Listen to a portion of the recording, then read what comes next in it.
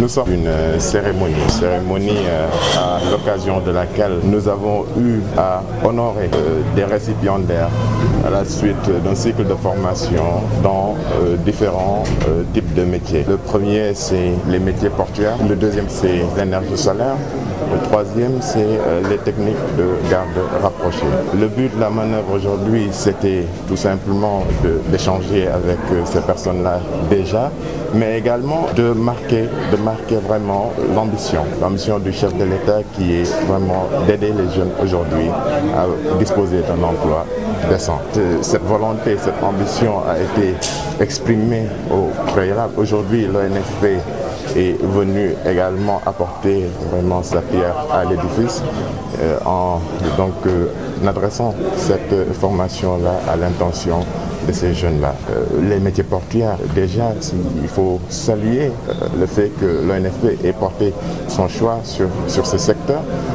Comme vous le savez bien, aujourd'hui, nous aurons bientôt le port de Foundiougne, également les métiers de l'énergie solaire.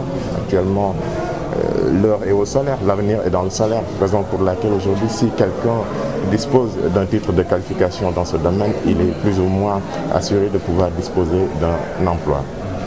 L'autre, c'est par rapport aux techniques de garde rapprochée qui nécessitent aussi un certain professionnalisme et nous avons pu également bénéficier lors de cette cérémonie d'une démonstration de la part de ces messieurs-là. Donc l'autre point, c'est tout simplement de dire que l'État s'est engagé aujourd'hui vraiment à aider les jeunes à sortir de cette situation-là. Tout ne peut se faire cependant d'un seul trait.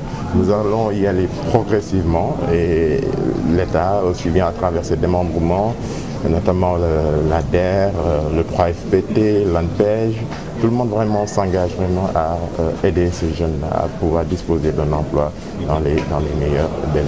Aujourd'hui, nous pouvons noter également le lancement récent des activités du pôle emploi. Le pôle emploi, c'est une excellente chose.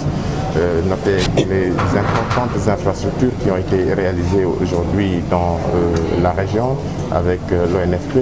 Je peux citer le CFP, le Centre de formation professionnelle de Sokone, le CFP de Foundiougne, également une formation à l'intention des conducteurs de moto Jakarta en relation avec le conseil départemental de Fatick. Voilà autant d'actions qui sont posées et qui vont toujours dans le sens vraiment de lutter contre le chômage. L'ONFP, étant au fait que le port de Ndahonga Foundiougne était en train d'être construit, s'est autosaisi pour initier ce programme de formation visant à former près de 300 jeunes aux métiers en lien avec l'exploitation portuaire. Le choix de ces métiers-là a été fait en relation avec l'Agence nationale des affaires maritimes qui nous a un peu indiqué les profils sur lesquels en tout cas il fallait insister parce que tout simplement c'est des profils qui étaient susceptibles d'être employés au port de Foundiougne Ndahonga. Et actuellement, je me réjouis de vous annoncer que 207 jeunes ont été effectivement formés à ce métier, notamment les métiers de cariste, de grutier, d'acogneux, de pointeur, d'opère-manœuvre spécialisé et d'agents de sécurité de sites portuaires. Il est également heureux de noter que 7 cas d'insertion ont été déjà faits au niveau des ports de Dakar, mais également Kaolack. C'est un peu le topo de cette cérémonie-là. À cela s'ajoutent bien entendu deux actions de formation isolées que l'ONFP a déroulées aux techniques de garde rapprochée, mais également aux techniques d'installation et de maintenance en énergie solaire. Parce que tout simplement, c'était des demandes, parce que tout simplement, l'ONFP est dans une logique de territorialisation des formations et qui parle de logique de territorialisation, parle également de logique en tout cas à mettre en œuvre pour capaciter les acteurs au niveau local en vue de les permettre d'avoir une certaine compétence locale, leur permettant d'impulser la productivité dans les secteurs au niveau desquels en tout cas l'énergie locale l'économie locale doit reposer. À l'occasion d'un CRD auquel le gouverneur de la région de Fatick a bien voulu nous associer, ce CRD a été tenu le 29 juin 2020, si je ne m'abuse, et l'ONFP a marqué en tout cas tout son aval pour éventuellement dérouler un programme de formation complémentaire qui porterait sur des métiers non encore couverts par les formations jusqu'ici dispensées par l'ONFP. Et le même format sera reproduit, bien entendu. La porte d'entrée sera l'autorité locale, les autorités territoriales, mais également les services techniques dans l'identification de ces métiers-là.